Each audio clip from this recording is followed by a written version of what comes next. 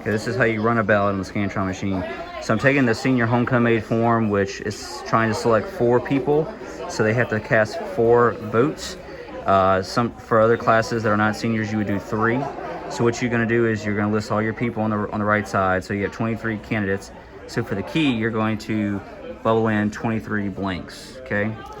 Then since you're selecting 4 names, you put in this little blue spot 4, and you put a dot on the right side where you want it to close.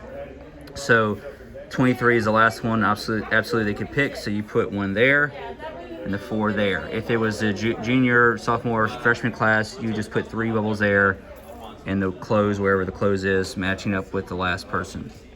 Then you have to fill in this little bubble at the bottom, totaling the total amount of bubbles you have. So you have 23 plus 1, 2, 3, 4, 5 for a total of 28. So whatever number is in the 1 spot, you have to bubble in this bottom bubble, and that's going to be the 8. So now your key is ready to go.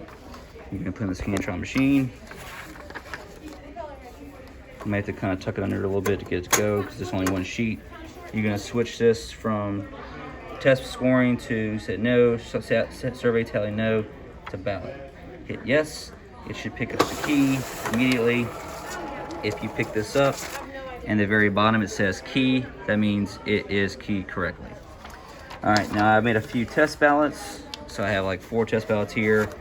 Again, make sure you feed them the right way. You may tuck them under a little bit. Here's your full line. You're gonna probably feed them as you go. You don't want to get too full up or it's gonna get jammed in, okay? All right, now, so you're still set up, result sheet 000, you hit start. If you're seeing the number here change, that means the ballots are correct. They're counting 2, 3, 4. This will roll over 1,000. So if you get to 999, it will go over 1,000 to keep counting, no problem.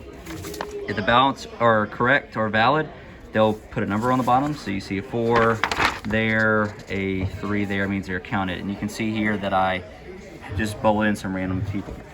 To get your results, you have to use a result sheet, which looks like this.